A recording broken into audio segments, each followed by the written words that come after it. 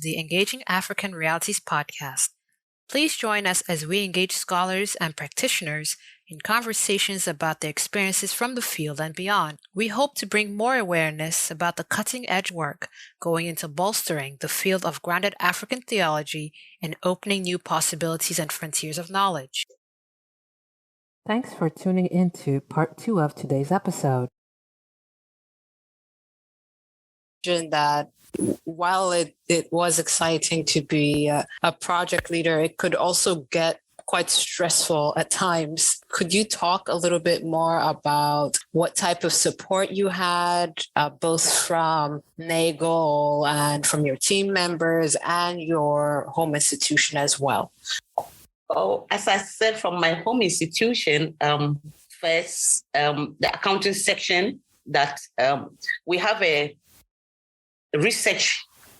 The university has a whole built-up research unit. So we have ORID, we call it ORID, Office of Research and Innovation. So if anything concerning grants and grant money goes there, and they have a way of handling it. And there's a procedure. You just tap into the procedure and that goes. So that one is, you have to deal with timelines. So you don't expect money tomorrow and you apply to yesterday, because you have to submit. Somebody has to go through it and be sure that it falls within your project and your project budget lines, and it goes for approval, whether that money is in or not, and whatever has to go with it. So they have their timeline. But as I said, the team members have their timeline. And so sometimes they are waiting for money and it is not ready. And also, even though eventually it worked out, when we were budgeting, we didn't put transfers. And as I said, our team members were scattered. We never budgeted for that. So the money comes to Ghana, and you have to now pay, send different grantees monies to them. And we have to wire that money back to Canada, to the person who is in Canada, wire the fieldwork money back. And if the fellow gives you an account in the US, you wire it back to the US and wire the other one back to Nigeria. And so there is an expense there that was never budgeted in the project, which unforeseen, I should put it that way.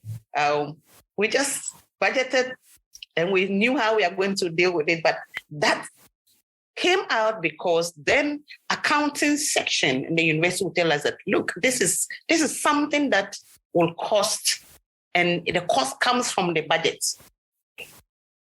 Okay, so we learned new things, difficulties from there. But as I said, and then also in terms of conference organizing and fieldwork, we realized that there were cases that you expected certain budgeting of tickets, the flight tickets change within a short period. So you want somebody to maybe get organized and you need to buy a ticket within a certain period and it doesn't work and the price is high. And then you have to readjust the budget. It affects the entire budget. And that's why I was talking about equitability, that sometimes you make adjustment, and also that Nigel is willing, if it still works within your budget and you agree as a team, it works like that. Then also there are cases for some people going to the field and maybe to film, since we're doing a documentary, and you have the film crew gets there and it doesn't work out that day because there was rain and they couldn't do what they wanted to do. And so they charge you for that. So these are realities. They are nobody's problem, exactly nobody's problem, if you want to put it that. In Western context, it's somebody's problem, okay? But in African context, you don't put that on the individual.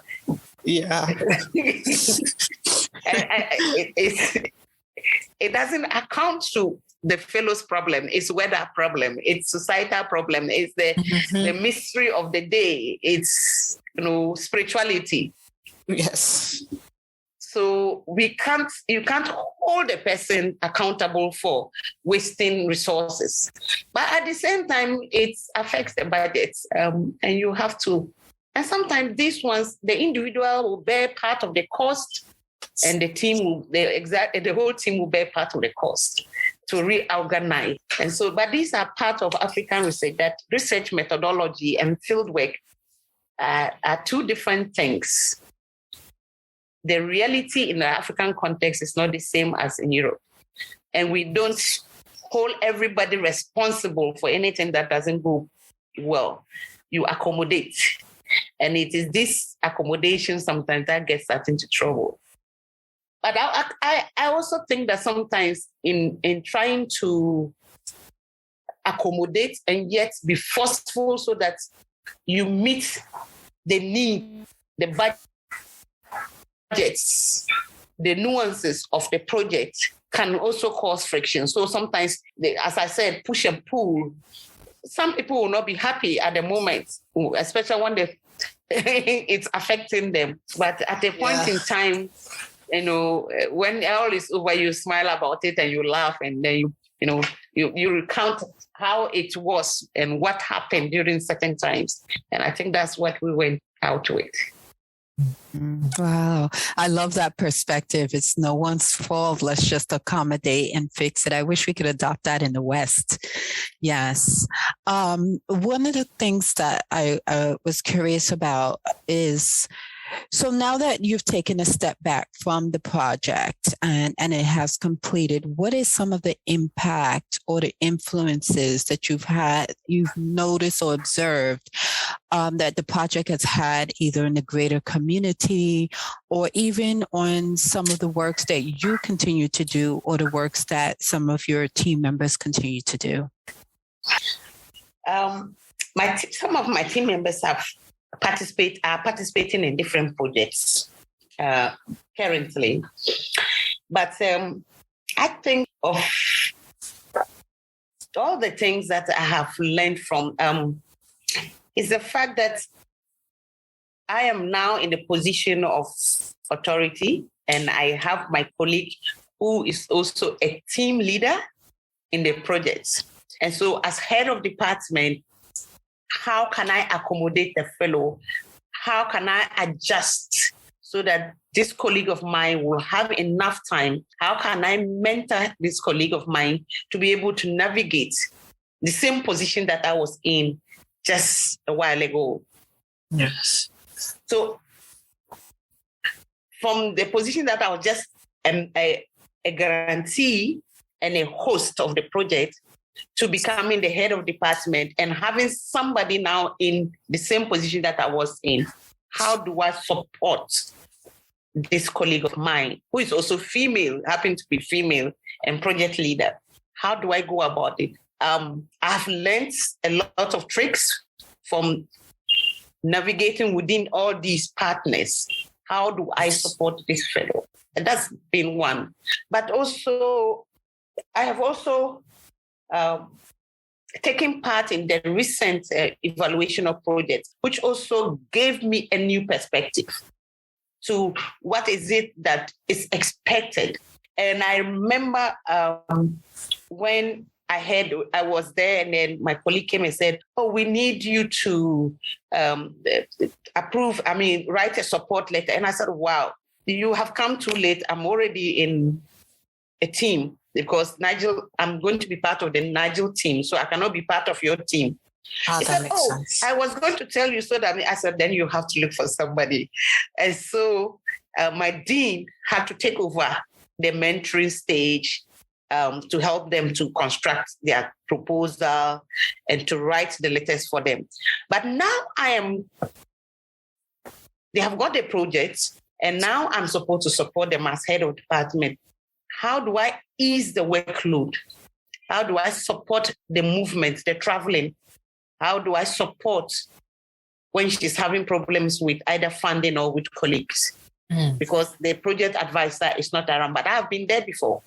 So this is what I've taken on, being able to support this colleague of mine, not my students, but support them. But also, I have used data that I had or I gathered during the field work in teaching.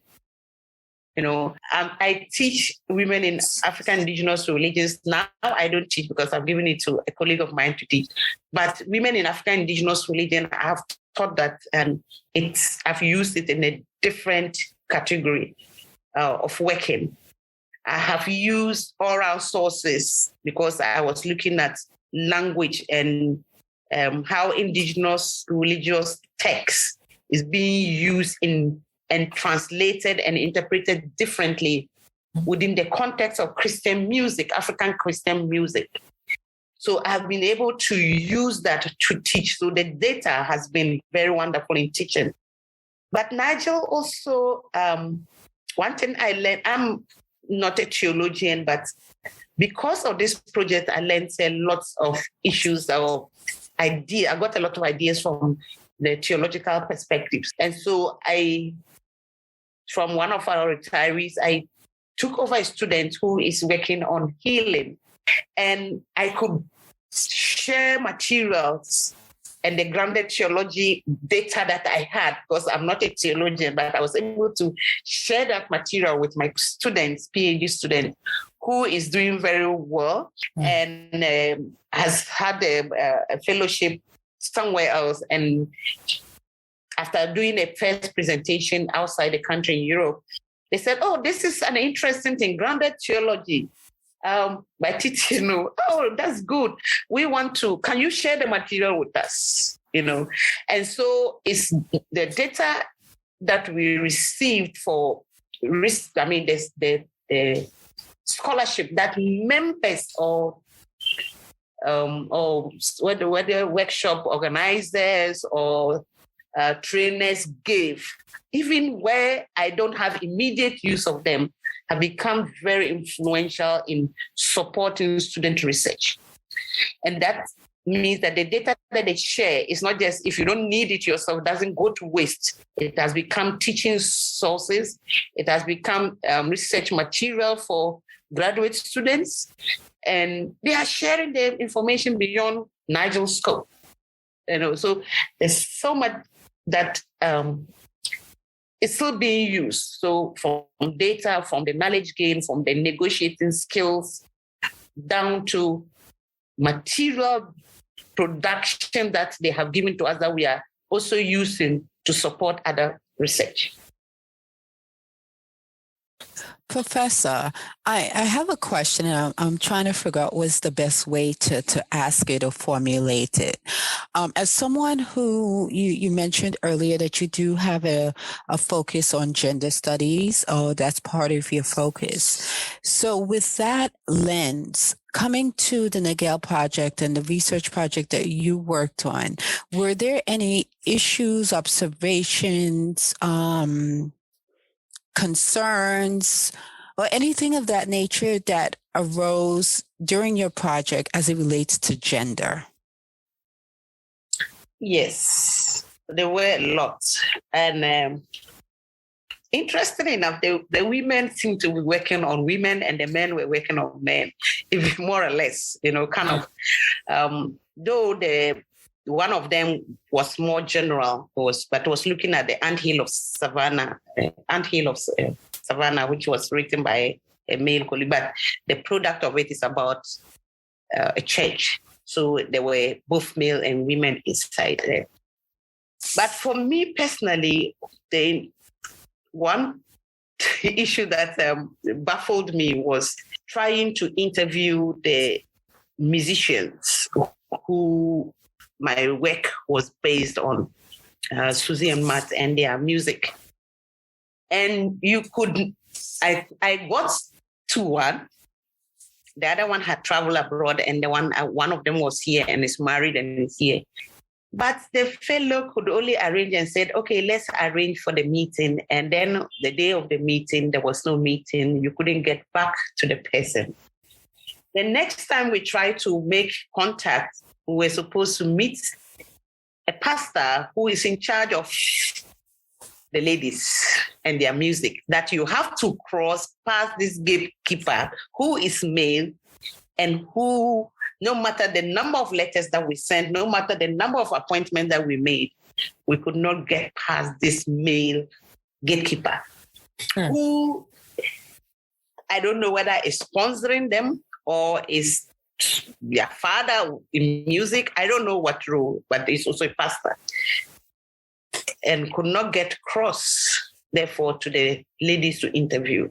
So even though the ladies, originally one of them said, no problem, let's meet, and gave time, it looks like the gatekeepers blocked the way for the personal interaction with the. So you can't get now to the male. Says, okay, make an appointment with my administrative secretary, which is a church secretary or something.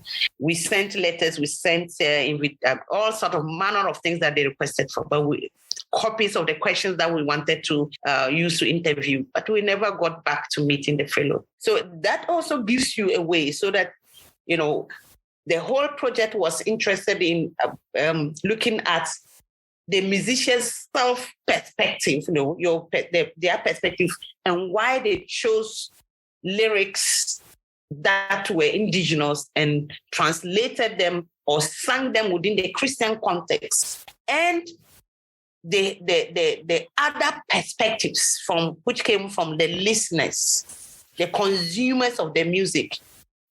So the self-representation was not able to take place because self-representation, we didn't know what and why they use those songs, except to listen to what they do and how they go about it. And the fact that they came from communities and backgrounds that had those indigenous lyrics.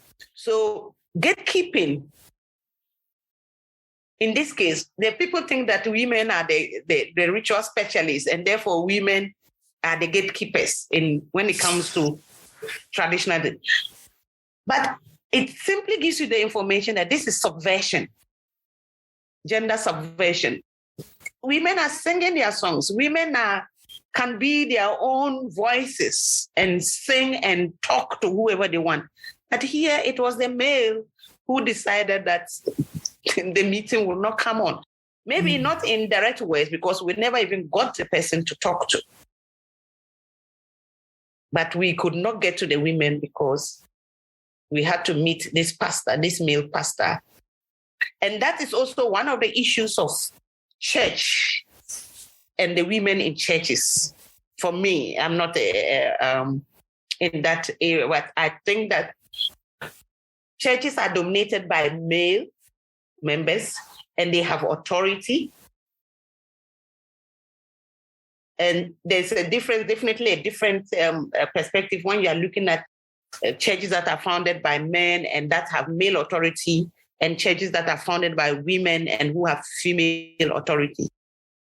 These are people who the patriarchal system more or less seeps into it, and the women had no voice to talk. But other than that, the rest of it was fine. You had the females talking from the consumers or clients' perspectives. You had the female talking, the young people talking, the male talking. It's just the musicians who are female and who are managed by male church leaders who will not allow us to talk to them. Maybe our questions were intimidating. I don't know. Maybe.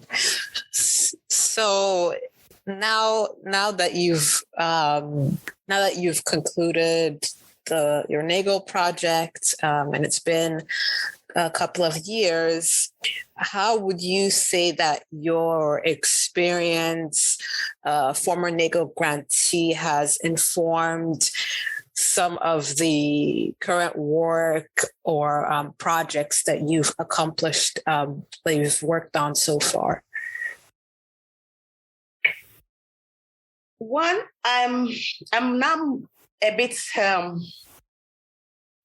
should I say, a bit more in terms of networking. I'm working with more people who are not in my area or who are not known to me than before.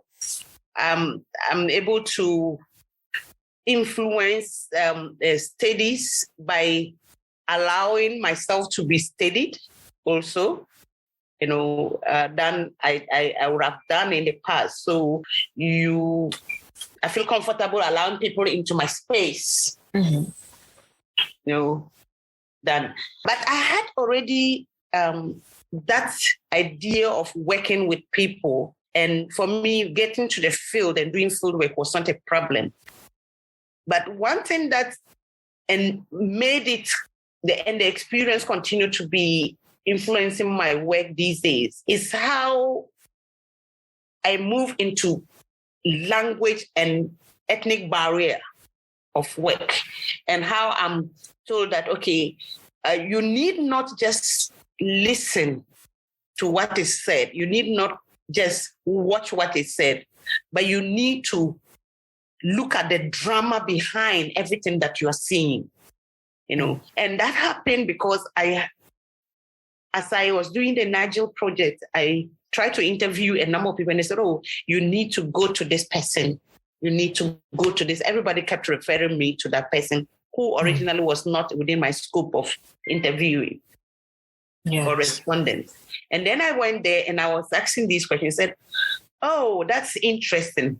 But since you are not a native speaker and you are not native and you are doing this thing, I want you to go back, find time, come and spend the night. Let people perform what I'm talking about for you to see.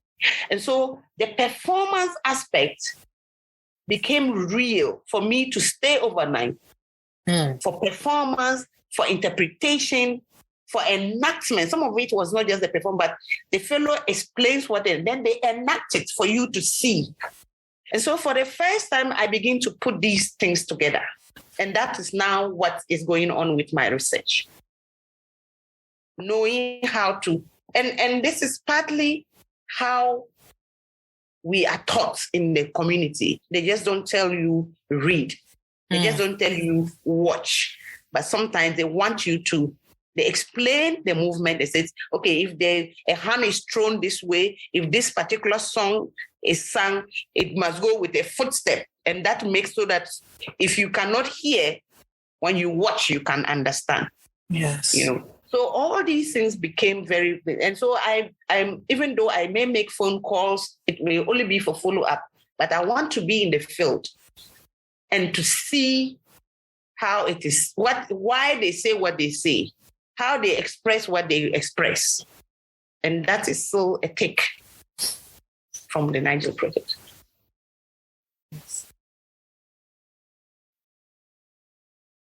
That's good. That's really good. I think we're in closing.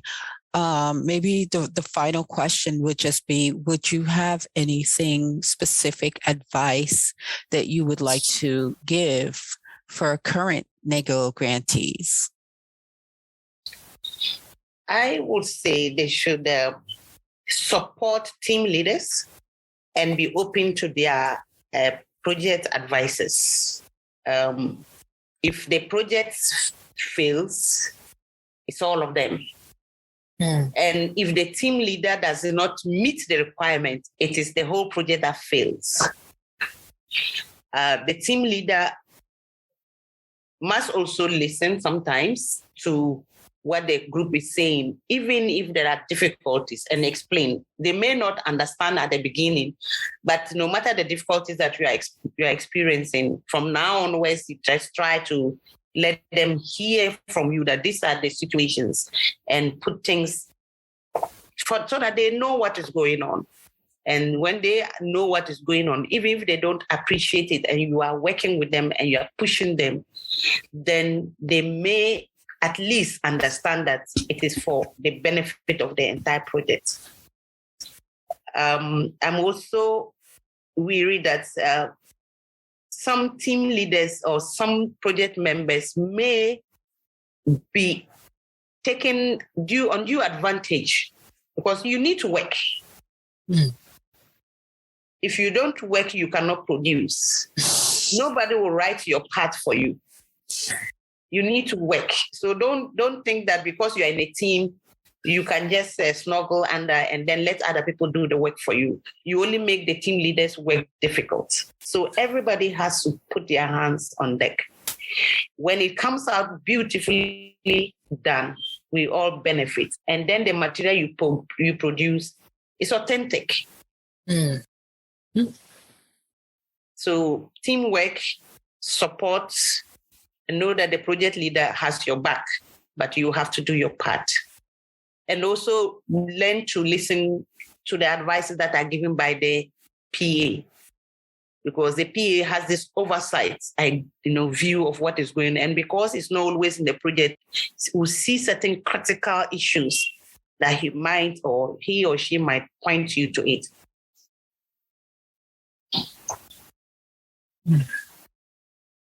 So thank you very much, Professor Amenga-Etego, for joining us today. And we really appreciate that you took the time to share your valuable advice and your reflections and your experience with the Nagel Institute. And we're very happy to hear that you've carried all that you've learned and all that you've acquired, and that you're sharing it with the broader community. Yes, absolutely. It was our pleasure to be with you today, Professor Amenga-Etego. I wish we had more time to talk, and I'm always interested in gender studies or gender issues that come up in the field. So thank you for sharing that, and thank you for joining us today. I echo everything that Nnebundo has said. Yes, it's been a pleasure working with you